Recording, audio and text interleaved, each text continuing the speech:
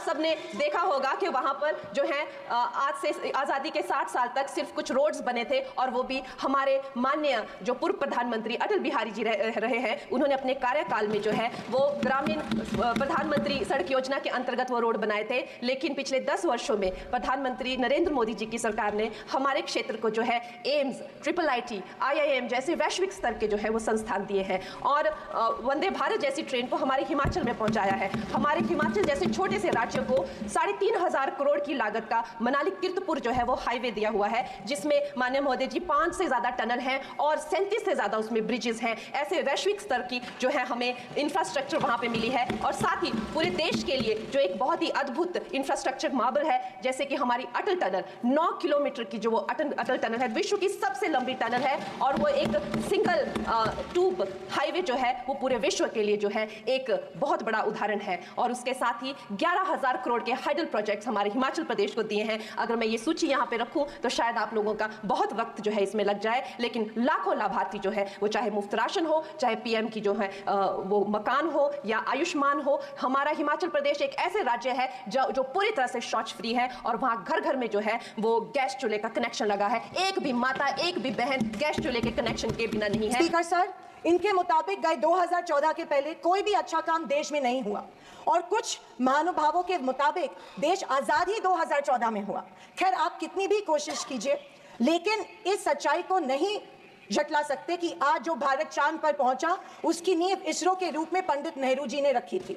2014 से बीजेपी अपने झूठे प्रोपेगेंडा से कांग्रेस की लेगेसी को मिटाने की पुरजोर कोशिश कर रही है, पर इनकी लाखों नॉन बायोलॉजिकल कोशिश के बावजूद दुनिया इस देश को नेहरू गांधी का देश ही मानेगी। ये दुनिया की किसी भी कोने में जब जाते हैं तो इनको गांधी जी के प्रतिमा के सामने ही नतमस्तक होना पड़ता है। ऐसी सरकार और ऐसे वित्त मंत्री से हम क्या उम्मीद करें जो प्याज के बढ़ते दाम के सवाल पर कहती है कि दाम बढ़ते हो तो बढ़ने दो, मैं प्याज नहीं खाती। स्कूल कॉलेज के फीस बढ़ते हैं तो बढ़ने दो, हम शिक्षा नहीं भक्त बढ़ाते हैं।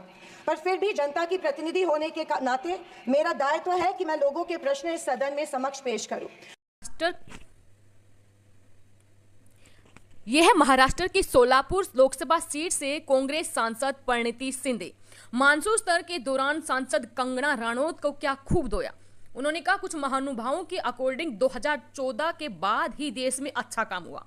भारत आजाद ही 2014 में हुआ। इनकी लाख कोशिश के बावजूद भी आज दुनिया गांधी नेहरू का देश ही भारत को मानती है। नमस्कार दोस्तों, एक बार फिर से स्वागत करते हैं आप सभी का हमारे यूट्यूब चैनल पर। दोस्तों, संसद में कंगना राणौत बढ़ चढ़कर मोदी सरकार की व्याख्या कर रही थी। इसी बीच कांग्रेस सांसद परिणीति शिंदे का एक भाषण सामने आया, जिसमें उन्होंने कहा कि बीजेपी के लोग जब दुनिया के किसी भी कोने में जाते हैं तो इनको महात्मा गांधी की प्रतिमा के सामने नतमस्तक होना पड़ता है।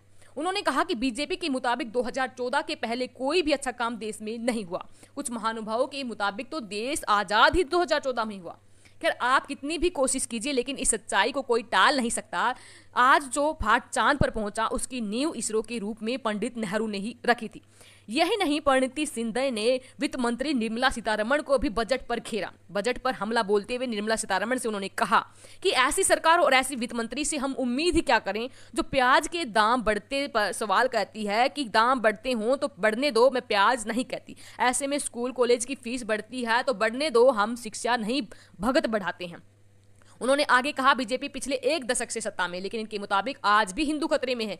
क्या यह हकीकत है या फिर बीजेपी हिंदुओं को इस डर में रखकर अपनी राजनीति चमका रही है? आप बताएं, जो संस्कृति हजारों साल गुलामी की जंजीर में जकड़ी पड़ी रहने के बावजूद जिंदा है, वो खतरे में कैसे आ सकती है? परिणीति ने कहा कि बीजेपी और उनकी नीतियों की वजह